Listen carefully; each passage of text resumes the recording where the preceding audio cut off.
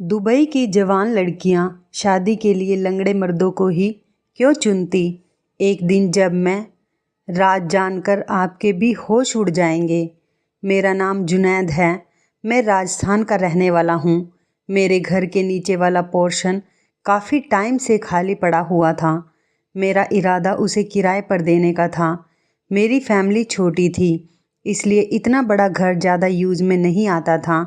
हम लोग ऊपर वाले पोर्शन में रहते थे, नीचे वाला पोर्शन खाली ही पड़ा रहता था। मेरा घर एक पतली सी गली के अंदर जाकर था, जहाँ पर ज़्यादातर लोग रहना पसंद नहीं करते थे। बहुत सारे लोगों को खुले गली मोहल्ले में रहना पसंद होता है, इसलिए वहाँ का किराया भी ज़्यादा होता है। मेरी गली पतली सी थी और छोटी थी, लेकिन इस पतली सी गली में मेरा मकान बहुत बड़ा था। हमारी गली में ज़्यादातर गरीब लोग रहते थे। मैं चाहता था कि मुझे कोई फैमिली वाला किराएदार मिल जाए, जिसको रखने से आसपास के लोगों को भी कोई दिक्कत ना आए। अब मेरी गली पतली थी, इसलिए किराएदार वहाँ के कम किराया देने को ही तैयार होते थे, और मैं इतना कम किराया नहीं लेना चाहता था। एक दिन मेरे घर के दरवाजे पर दस्तक हुई। मैंने सामने एक 35 साल के आदमी को खड़ा हुआ देखा। उसकी उम्र उसके चेहरे से बिल्कुल भी झलक नहीं रही थी। उसे देखकर लग रहा था कि वो कोई 18 साल की उम्र का है। उस लड़के की हेल्थ से नहीं लगता था कि वो 35 साल का है। उसकी हाइट भी कम थी। देखने में स्मार्ट था, दुबला पतला था। उसने ब्लू कलर की चेक की शर्ट और ब्लैक कलर की पैंट पहनी हुई थी। ऐसा लग रहा था जैसे वो काफ़ी पढ़ा लिखा हो। मुझे तो वो आदमी बहुत ही ज़्यादा अच्छा लगा था, लेकिन बेचारा लंगड़ा था। शायद किसी हादसे में अपनी एक टांग गंवा बैठा था। लेकिन उस टाइम वो हमारे घर पर अकेला ही खड़ा हुआ था, और मैं अकेले लड़के लड़कियों को कभी भी अपने घर किराए पर नहीं रखना चाहता था। मैंने उससे पूछा कि आप कौन हो और यहाँ पर किस तरह आना हुआ। तो उस आदमी ने जवाब दिया कि मेरा नाम फारूक है, और मैं आपके दरवाजे पर ये ऐड लिखा हुआ देखकर आया हूँ, जिस पर लिखा हुआ था कि हमारा घर किराए के लिए खाली है। मुझे लगा कि आपको किराएदार की ज़रूरत है, इसलिए मैं आपका घर किराए पर लेने के लिए आया हूँ। मैं समझ गया था कि ज़रूर वो लड़का मेरे दरवाजे पर किराएदार वाली बात पढ़कर ही आया होगा। मैंने उससे कहा कि जी बताइए, तो उसने बताया कि उसे मकान किराए के लिए चाहिए। मैंने उससे कहा कि आपको मेरे घर का किराया मालूम है। मेरा किराया बहुत ज़्यादा है, और मैं ज़्यादा पैसों पर ही किराएदार रखना चाहता हूँ, और इतनी पतली गली में इतना किराया कोई नहीं देगा। इसलिए मैं आपसे घुमा फिरा कर बात नहीं करूँगा, और ना ही आपका टाइम वेस्ट करूँगा। मैं 20,000 रुपये महीना किराया लेता हूँ। अगर आपको मंजूर हो तो फिर ठीक है, नहीं तो मैं बहस करके अपना और आपका टाइम ख़राब नहीं करना चाहता। वो आदमी कहने लगा, फिर ठीक है, मैं आपको 20,000 रुपये महीना देने के लिए तैयार हूँ, क्योंकि मुझे कहीं और घर मिल भी नहीं रहा, और मैं इस काबिल नहीं कि ज़्यादा भाग दौड़ कर सकूँ। एक एक्सीडेंट में मैंने अपनी एक टांग गंवा दी। ये मेरी मजबूरी है, इसलिए मैं आपके घर में रहने के लिए तैयार हूँ। मैं अपनी मजबूरी को जानता हूँ। मुझे आपकी मजबूरी के बारे में नहीं पता। मुझे कोई भी इंसान अपना मकान किराए पर देने के लिए तैयार नहीं। मैं पिछले मोहल्ले में भी पूछ कर आया हूँ, लेकिन कोई भी मुझे अपने घर में रखने के लिए तैयार नहीं है, सिर्फ इसलिए कि मैं अकेला हूँ। मैंने बड़ी हैरानी से उसकी तरफ देखते हुए पूछा, क्या मतलब है तुम्हारा? तुम अकेले हो? अगर तुम अकेले हो तो तुम एक कमरे में रहकर क्या करोगे? तुम किसी हॉस्टल में क्यों नहीं जाते? अब मैं भी उसे घूरते हुए देख रहा था। उसने मुझसे कहा कि भाई, मैं हॉस्टल में ज़रूर चला जाता, लेकिन हॉस्टल या तो लड़कियों के लिए होता है या फिर लड़कों के लिए, जबकि मेरे साथ मेरी पत्नी भी है। मैं उसके साथ यहाँ हॉस्टल में तो नहीं रह सकता। आप भी समझदार और फैमिली वाले लगते हैं। आपको पता होगा कि किसी औरत की हिफाजत करना कितना मुश्किल काम है, और यहाँ पर लोग हैं कि अकेले लड़के को मकान किराए पर देने के लिए राजी ही नहीं हो रहे। मेरी पत्नी और मेरी फैमिली में से कोई भी नहीं है। ना मेरी पत्नी की फैमिली वाले हमारे साथ रहते हैं, ना मेरे माता पिता। उस आदमी ने मुझे अपने बारे में सारी डिटेल बता दी थी। फिर मैंने पूछा, क्यों, तुम इस दुनिया में अकेले हो क्या? नहीं नहीं भाई साहब, मैं अकेले नहीं हूँ। मेरा परिवार दूसरे शहर में रहता है। मैं यहाँ पर काम के सिलसिले में आया था और यहाँ पर रहते हुए मुझे काफ़ी टाइम हो गया है। तभी मेरी मुलाकात यहाँ की एक लड़की से हो गई थी और मुझे उससे प्यार हो गया था। हम दोनों ने ही शादी कर ली। मैं जिस जगह पर काम करता था वो लड़की भी वहीं पर काम करती थी। बस वहीं पर हम दोनों की मुलाकात हो गई थी। लेकिन अब हम शादीशुदा हो गए हैं और हम दोनों ही एक साथ एक घर में रहना चाहते हैं और कोई भी हमें घर देने के लिए तैयार नहीं। आप ही बताइए, हमारे माता पिता दूसरे शहर में रहते हैं तो हम उनके पास तो नहीं जा सकते ना। पहले कंपनी ने हमें फ़्लैट दिए हुए थे। हम दोनों अलग अलग अपने फ़्लैट्स में रहते थे, जहाँ पर लड़के लड़कों के साथ फ़्लैट शेयर करते थे और लड़कियाँ लड़कियों के साथ। अब जब हम दोनों की शादी हो गई तो हम दोनों इस तरह से अलग अलग नहीं रह सकते। अब हमें एक साथ रहने की ज़रूरत है और हमने शादी भी कोर्ट मैरिज की है। तो ऐसे में हम कसूरवार हो गए। पैसे होने के बावजूद भी कोई हमें मकान किराए पर देने के लिए राज़ी नहीं है। मैंने उस आदमी से कहा कि चलो कोई बात नहीं भाई साहब, तुमने शादी की है, मुझे खुशी है कि तुमने निकाह किया है, वरना तो आजकल लड़का लड़की आपस में गलत काम करते हैं और इसी वजह से गुनाह में शामिल हो जाते हैं, होटल में घूमते फिरते हैं और इस तरह से लड़का लड़की दोनों की ही बदनामी होती है। और जब एक शादीशुदा कपल मकान किराए पर लेने के लिए जाता है तो उससे हज़ारों सवाल जवाब किए जाते हैं। मैं भी आपको देखकर थोड़ा जज्बाती हो गया था। मैंने उस आदमी से काफ़ी देर तक बातचीत की क्योंकि मेरी अपनी फैमिली भी इसी घर में रहती थी। मेरे इस घर में मेरी 2 जवान बहनें, एक छोटा भाई और मेरी विधवा माँ रहती थी। मेरी उम्र 25 साल है और अभी तक मेरी शादी भी नहीं हुई। मेरे पिता की मौत अभी 4 साल पहले हुई थी और उनके मरने के बाद ही हमारे घर में बहुत सारी परेशानियां आ गई थी। मेरा काम भी कुछ ठीक नहीं चल रहा था। सोचा अगर मकान किराए पर दे देंगे तो शायद महीने में घर का कुछ खर्च निकल आया करेगा। वैसे भी नीचे का पोर्शन तो हमेशा ही खाली रहता है, तो क्यों ना उसमें किराएदार रखने के बाद कुछ पैसे ही कमा लिए जाएं। बहरहाल आज उस आदमी को अपने दरवाजे पर खड़ा हुआ देखकर मुझे उससे हमदर्दी महसूस हुई। मैंने उस आदमी से कहा कि भाई साहब, मैं आपसे ज़्यादा पैसे नहीं लूँगा, बस आपसे 15,000 ही ले लूँगा। बस तुम हर महीने टाइम पर किराया दे दिया करो, क्योंकि इस टाइम मुझे घर पर बहुत ज़्यादा परेशानियों का सामना करना पड़ रहा है और मुझे पैसों की सख्त ज़रूरत है। बाकी के लोग तो इस पतली गली में रहने के लिए 10,000 का किराया भी मुश्किल से दे पाते हैं, लेकिन अगर आप 15,000 में राज़ी हो तो आप मेरे घर में आकर रह सकते हैं। वो आदमी ये बातें सुनकर खुश हो गया था। उसके चेहरे पर तसल्ली थी और मैं भी खुश हो गया था। देखने में वो मुझे बहुत शरीफ और समझदार लग रहा था। उसके चेहरे पर एक अजीब सी परेशानी दिख रही थी। ऐसे आदमी ज़्यादातर नहीं तो बदमाश होते हैं और ना ही घर की औरतों के लिए खतरा होते हैं। क्योंकि उनके पास अपनी पत्नी भी थी तो मैंने सोचा कि मैं उन्हें मकान किराए पर दे देता हूँ। लेकिन मैंने उनसे ये भी पूछा कि आपकी पत्नी आपके साथ आज क्यों नहीं आई? तो वो कहने लगा, जी वो मेरे साथ कैसे इस तरह से मकान ढूंढने के लिए जा सकती थी। मैंने उससे कहा कि वो अपने फ्लैट में ही रह रही है, जब मुझे मकान मिल जाएगा तो मैं उसे भी ले आऊँगा। देखिए, मैंने आपसे झूठ नहीं बोला है। मुझे पता है अगर मैं आपसे किसी तरह का झूठ बोलूँगा तो आप मुझे घर से निकाल देंगे। कल आप मेरी पत्नी को खुद देख लेना, मैं उसे कल ही लेकर आ जाऊँगा। उस आदमी ने मुझसे नीचे वाले पोर्शन की चाबियाँ उसी टाइम ले ली थी। मैं अपनी माँ को ये खुशखबरी सुनाने के लिए सीढ़ियाँ चढ़कर ऊपर जा ही रहा था कि मेरी माँ वहीं सीढ़ियों पर खड़ी हुई मुझे मिल गई। उनके चेहरे पर बहुत सारा गुस्सा नजर आ रहा था। वो सारी बातें तो सुन चुकी थी। मुझसे कहने लगी, जुनैद, तुम बहुत ज़्यादा बेवकूफ़ होते जा रहे हो। ऐसा लग रहा है तुमने अपनी अकल भी खो दी है। मैंने सुना था तुम बहुत ज़्यादा अक्लमंद हो, लेकिन तुमने तो ऐसे अकेले आदमी को ही मकान की फ़ौरन ही चाबियां दे दी। जब वो कल अपनी पत्नी को साथ लेकर आता, तुम्हें तभी उसे चाबियां देनी चाहिए थी। तुम्हें पता नहीं है तुम्हारे घर में तुम्हारी 2-2 जवान बहनें भी बैठी हुई हैं। अगर वो रात को किसी भी टाइम अपने यार दोस्त के साथ घर में घुस आए तो क्या करेंगे हम? ऊपर से तुमने उसे ये भी बता दिया कि मेरे घर में मेरी 2 जवान बहनें और मेरी विधवा माँ भी रहती है। इस घर में मैं बड़ी हूँ, मुझसे बड़ा कोई नहीं है। इस तरह किसी अजनबी को अपनी डिटेल नहीं देनी चाहिए बेटा।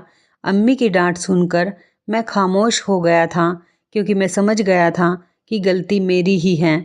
मुझे इस तरह से किसी अजनबी के सामने अपनी फैमिली की डिटेल शेयर नहीं करनी चाहिए। फ़िलहाल अब जो हो गया था उसका तो ऊपर वाला ही मालिक था, मैं तो कुछ नहीं कर सकता था। जो बातें मेरे मुंह से निकल गई थी वो वापस तो आने वाली नहीं थी। खैर, मैंने सोचा था कि कल जब वो अपनी पत्नी के साथ आ जाएंगे तो देखा जाएगा, और अगले दिन ऐसा ही हुआ। सुबह के 8 बजे हमारे घर के बाहर एक बड़ी सी गाड़ी ने हॉर्न बजाया। मैं हैरान था कि उस आदमी के पास तो गाड़ी भी है, लेकिन गौर से देखा तो गाड़ी को वो आदमी नहीं बल्कि गाड़ी को कोई लड़की चला रही थी।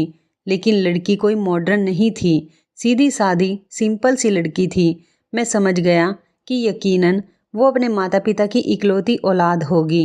उसके पास लगभग 20 लाख रुपए वाली कार थी, और 20 लाख रुपए की कार चलाना किसी आम इंसान के लिए बहुत बड़ी बात होती है। मैं उन्हें देखकर हैरान हो गया था। मैंने दिल में सोचा कि अगर ये लोग चाहें तो अपनी कार बेचकर मकान खरीद सकते हैं।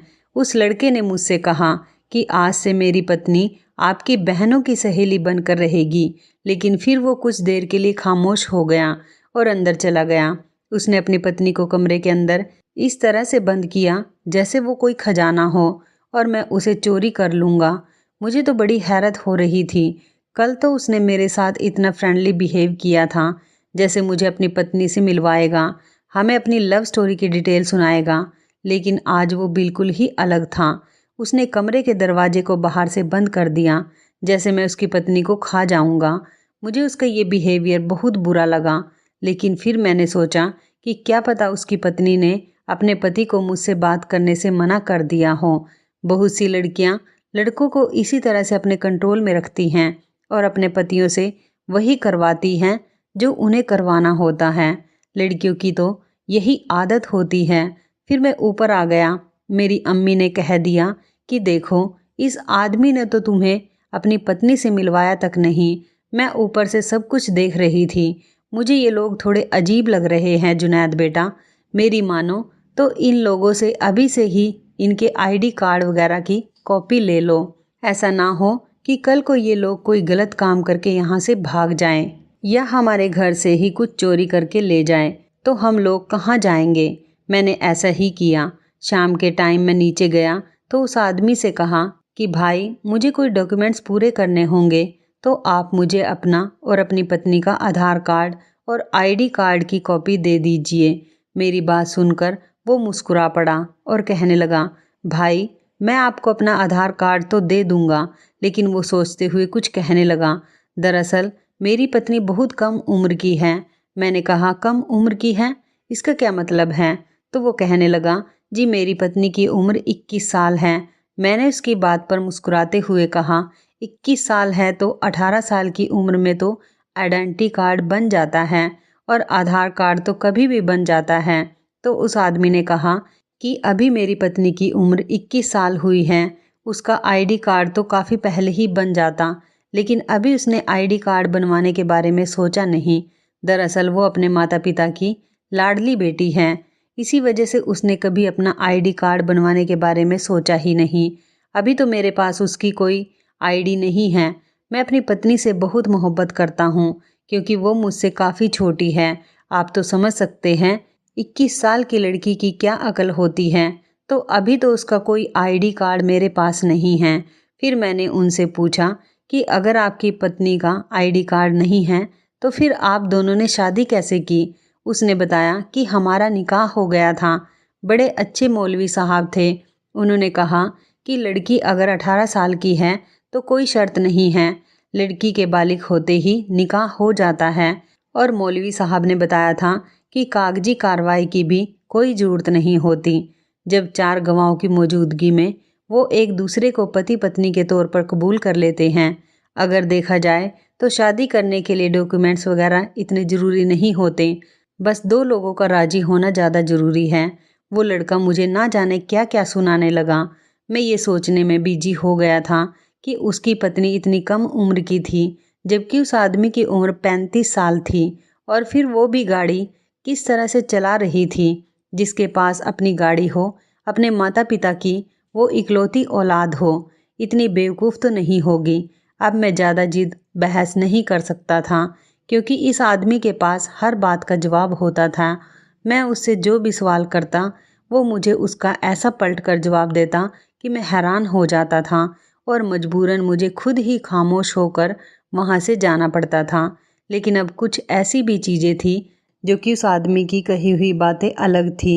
कई बार उसने कहा था कि वह और उसकी पत्नी दोनों ही कंपनी में काम किया करते थे और वहीं पर उन दोनों का अफेयर चल गया था और उसके बाद उन दोनों ने शादी की। लेकिन जब भी मैं देखता वो अपनी कार में ही काम पर जाता था और उसके जाते ही लड़की भी घर से निकल जाती थी। ये बात बड़ी हैरान कर देने वाली थी कि अगर वो दोनों आपस में एक ही कंपनी में काम करते थे तो एक साथ भी तो घर से निकल सकते थे। फिर वो नए नए पति पत्नी थे, उनके दरमियान तो ये फ़र्क होना ही नहीं चाहिए था। एक दिन मैं ऐसे ही नीचे चला गया और उस आदमी से पूछा कि तुम कौन सी कंपनी में काम करते हो। उसने फटाफट मुझे उस कंपनी का एड्रेस दे दिया और उसके बाद उसने मुझे भी ये बताया कि वो क्या काम करता है, किस तरीके से करता है और उसकी कंपनी में कौन कौन बड़े बड़े लोग काम करते हैं। मैं तो उसके इन फटाफट जवाबों से खामोश ही रह जाता था। मैंने कहा कि ये तो अच्छी बात है, तुम बहुत मेहनती इंसान हो। ये कहकर मैं ऊपर आ गया था। मेरी अम्मी कानों को हाथ लगाए हुए तौबा तौबा कर रही थी। मैंने हैरान होते हुए उनकी तरफ देखा और पूछा क्या हुआ है। तो मेरी मम्मी कहने लगी, जुनैद बेटा, ये तुमने कैसे लोगों को घर में जगह दे दी है। मैंने कहा अब क्या हो गया है अम्मी, क्या कर दिया है। मैंने तो सिर्फ उससे इतना ही पूछा था कि वो कहाँ पर काम करता है, कोई गुनाह तो नहीं कर दिया। मैं वहीं पर खड़ा था। मम्मी कहने लगी, मैंने कुछ ऐसा देखा है, मैं तुम्हें बता भी नहीं सकती कि मैंने क्या देखा है। मैंने कहा मम्मी, आप कितनी घुमा फिरा कर बातें करने लगी हो, अब बता भी दो ना, आपने क्या देखा है। मेरी बात सुनकर अम्मी ने कानों को हाथ लगा लिए और कहने लगी कि मैं क्या देखती हूँ जुनैद, कल मैं गैलरी से नीचे झांक रही थी तो मैंने देखा कि उस नए किराएदार की पत्नी बाथरूम से बाहर नहाकर निकल रही थी और उसने इतने छोटे छोटे कपड़े पहने हुए थे कि मैं तुम्हें बता भी नहीं सकती।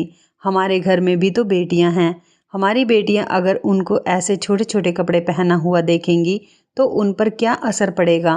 इस लड़की को तो कोई शर्म हया ही नहीं है। न जाने ये किस किस्म की लड़की है जो इस तरह के छोटे छोटे कपड़े पहनकर ही घर में घूमती है।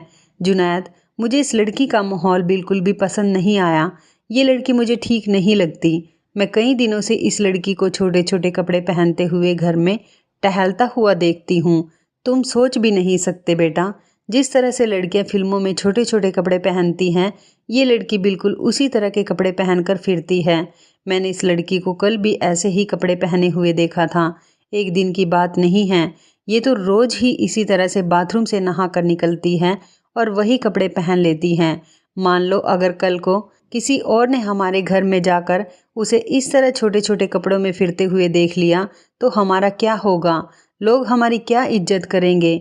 यही कहेंगे कि हमने कैसे किराएदार को घर में रखा हुआ है। अम्मी की बात सुनकर मैं भी डर गया था। फिर हंसते हुए कहने लगा, अम्मी जान, तुम लोगों की जासूसी मत किया करो। तुम्हें लोगों के घर में झांकने की क्या जरूरत आ पड़ी। पढ़े लिखे लोग हैं, कंपनी में काम करते हैं, इसलिए इस तरह के कपड़े पहनते होंगे। और आजकल तो वैसे भी माहौल छोटे कपड़े पहनने का ही है। और आपका क्या हक बनता है कि आप किसी की गैलरी से नीचे झांक कर खबरें लो और फिर तुम मसाले लगाकर मुझे बताओ। वो दोनों पढ़े लिखे लोग हैं, उनका माहौल बिल्कुल अलग है। अगर वो इस तरह के कपड़े पहनती भी है और उसके पति को इससे कोई ऐतराज़ नहीं है तो फिर हमें भी उसके ऐसे कपड़े पहनने पर कोई ऐतराज़ नहीं होना चाहिए। और इस तरह से कपड़े पहन भी लिए तो आपको कोई परेशानी नहीं होनी चाहिए। आप बेवजह उन लोगों पर निगाह मत रखा करो।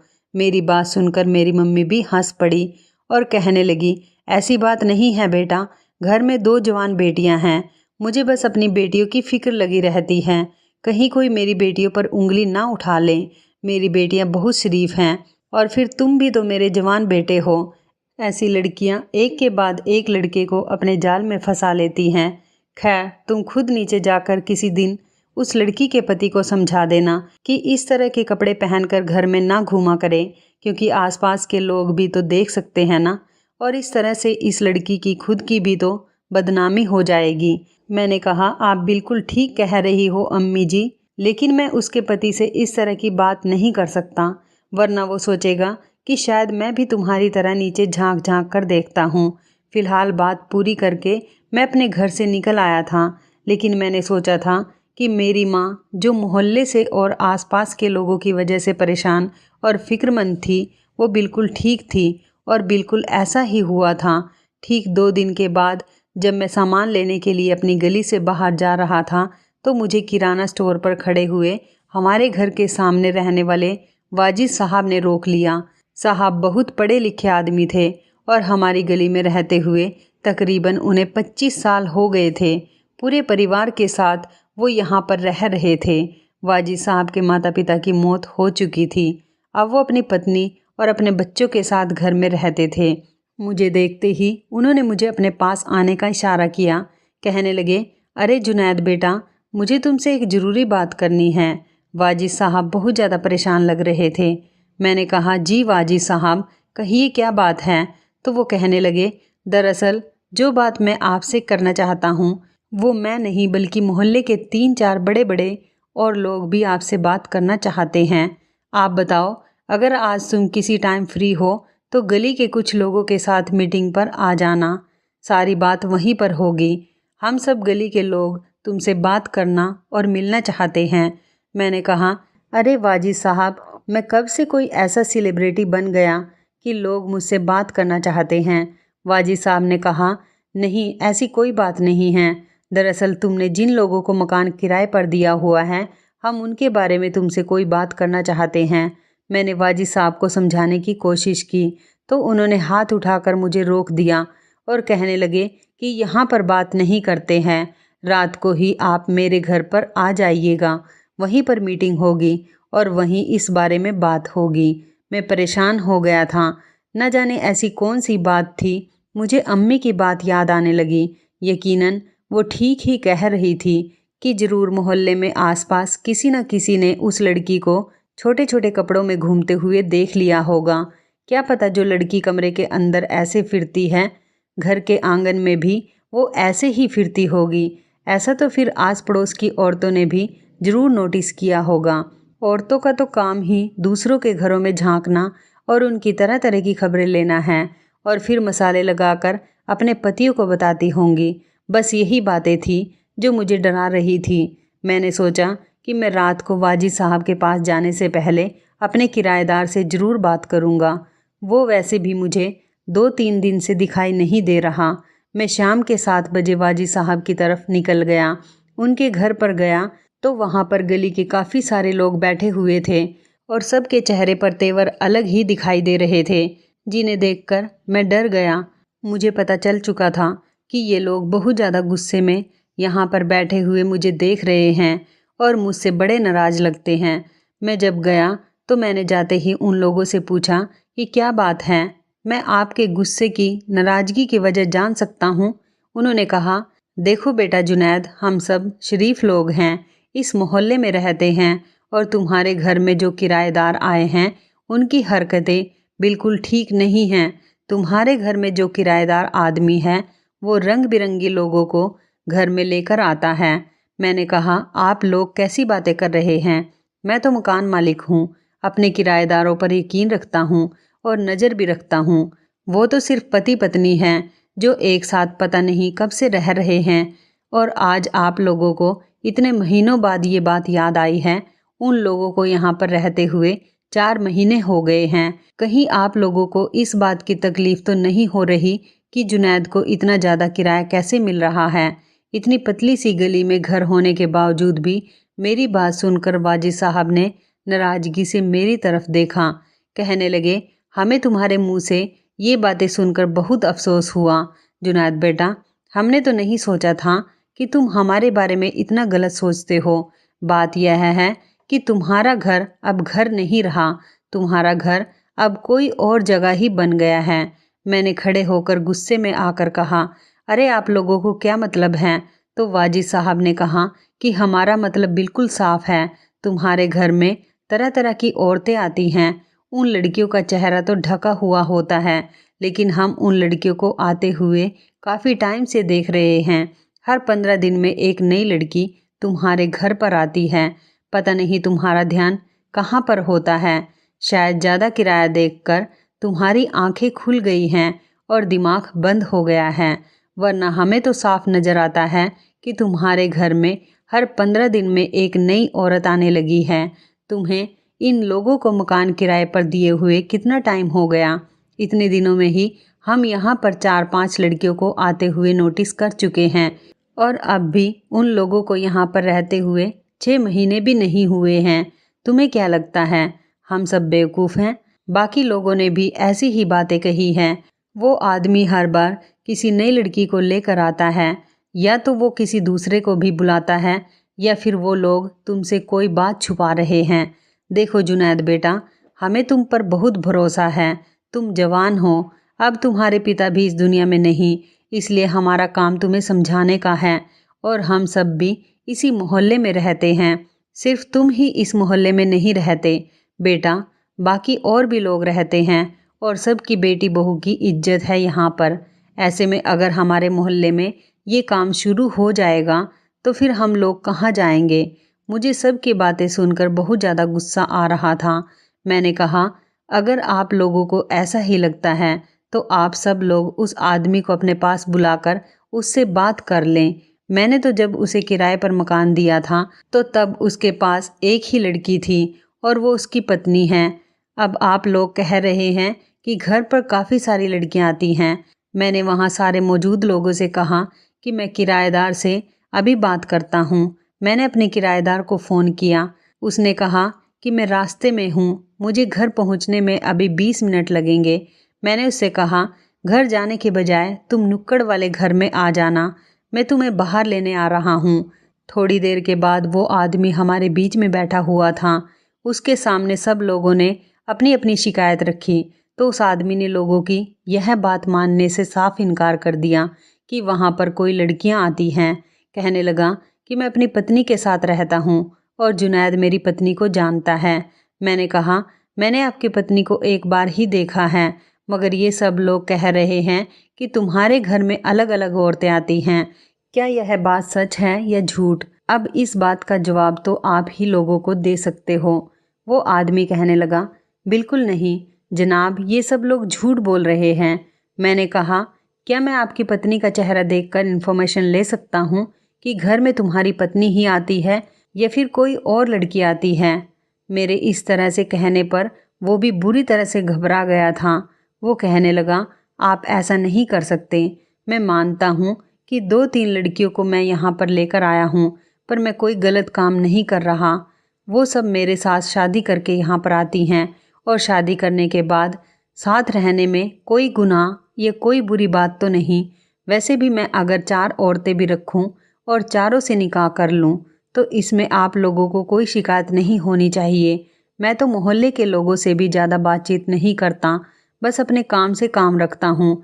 इसलिए आप लोग बेवजह मुझे सवाल करके परेशान कर रहे हैं। मैंने कहा, भाई साहब, आपने मुझसे कहा था कि एक ही लड़की है, अब 3-4 लड़कियों की बात कर रहे हो, जबकि मोहल्ले के लोगों को पता है कि आप हर 15 दिन में नई लड़की लेकर आते हो। तो वो आदमी कहने लगा, इसमें क्या परेशानी है? वो सारी लड़कियां खुद आती हैं, अपनी मर्जी से आती हैं। मैं उन्हें किडनैप करके तो यहाँ पर नहीं लाता। वाजी साहब ने कहा, वो लड़कियाँ आती कहाँ से हैं ये तो बताओ, और हमें क्या भरोसा, क्या पता तुम किसी शरीफ आदमी की बेटी को लेकर आते हो।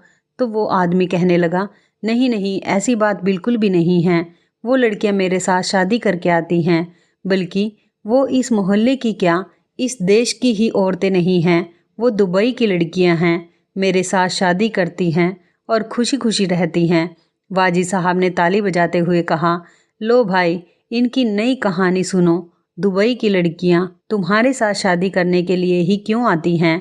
हम तो इस बात को नहीं मान सकते। और वहाँ की औरतें इस तरह से दुबई जैसी इतनी अच्छी जगह को छोड़कर यहाँ आकर क्यों रहेंगी? और तुम जो लड़कियां लेकर आते हो उनका चाल चलन ही अलग होता है। वो सब देखकर हमें पता चल जाता है कि वो कहाँ की है। या तो तुम अपनी पत्नी को हमसे मिलवाओ या फिर हमें साफ साफ बता दो कि तुम क्या कर रहे हो। इससे पहले कि वो आदमी इस बात से इनकार करता, मैंने अपनी मम्मी को फ़ोन करके कहा कि किराएदार की पत्नी को लेकर वाजिद साहब के घर में आ जाओ। भले ही वो आपसे खुद को छिपा कर रखेगी, लेकिन आप उससे ज़बरदस्ती बात कर लेना। आज हमारे सारे सवालों का जवाब वो ज़रूर देगी। ऐसा भी हो सकता है शायद वो लड़की भी हमसे बात करना चाहती हो। लगभग 15 मिनट गुजर गए थे और वो लड़की मेरी मम्मी के साथ वाजिद साहब के घर में दाखिल हुई। उसने मॉडर्न टाइप के कपड़े पहने हुए थे। वो किसी फिल्म की हीरोइन की तरह लग रही थी। उसे देखकर ऐसा लग रहा था कि यह किसी दूसरे देश की है। उसने अपनी भाषा में हमें बताना शुरू किया कि ये जो आदमी है उसके साथ रहता है, उसे धोखा देकर यहाँ पर लेकर आया है। इस आदमी ने पहले सोशल मीडिया के जरिए मुझे फंसाया और जब मैं यहाँ आई तो मैंने देखा कि ये कोई लड़का नहीं बल्कि ये तो 35 साल का आदमी था। ज़बरदस्ती इसने मेरे साथ शादी कर ली और फिर जब बच्चा हो गया तो बच्चे की जिम्मेदारी उठाने से मना कर रहा है। मैं इसकी खातिर दुबई से यहाँ पर आई थी, लेकिन ये तो कहता है कि हर महीने मेरे जैसी कई लड़कियाँ इसके पीछे पागल रहती हैं और शादी करने की वजह से अपना मुल्क छोड़कर यहाँ पर आ गई है। लेकिन इसका कहना है कि ये किसी से भी शादी जब तक नहीं करेगा जब तक वो अपना सारा बैंक बैलेंस इसके नाम नहीं कर देती। मैंने इस आदमी को धमकी दी थी कि अगर यही सब चलता रहा तो मैं दुबई की हुकूमत से मदद लेकर पुलिस बुलवा कर इसको इतना पिटवाऊंगी कि ये सारी ज़िंदगी याद रखेगा। हमने जब उस आदमी से बात की तो उसने कहा कि वो एक काम फेसबुक से लड़कियां फंसाने के लिए करता है।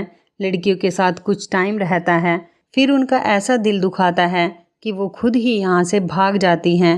मैं बड़ा हैरान था कि उस 35 साल के आदमी के अंदर इतना ज़्यादा हुनर कहाँ से आया था कि दुबई की लड़कियां फंसाकर यहाँ लेकर आ रहा था। हमसे तो 24 साल का होते हुए भी आज तक कोई लड़की नहीं पटी थी और इस आदमी के पास ना रुपए थे, ना पैसे थे और ना ही कोई खास शक्ल थी। फिर भी दुबई की गोरी गोरी लड़कियां इसके पास आ रही थी। आज तक मैंने बिना किसी सूरत शक्ल के या बिना किसी पैसे रुपए के किसी औरत को किसी मर्द के लिए इतना पागल हुए नहीं देखा था। क्या लड़कियां प्यार में इतनी पागल हो जाती हैं? लेकिन हाँ, एक औरत अपना सब कुछ एक मर्द की बातों में आकर कुर्बान कर देती है। तो जो लोग हर टाइम यही शिकायत करते रहते हैं कि उनकी पत्नी उनसे खुश नहीं रहती, ये कहानी उनके लिए एक नसीहत है कि अगर एक औरत सिर्फ बातों की बुनियाद पर अपना सब कुछ छोड़ छाड़ कर 7 समुंदर पार तक आ सकती है, तो आपकी पत्नी आपके साथ क्यों खुश नहीं रह सकती?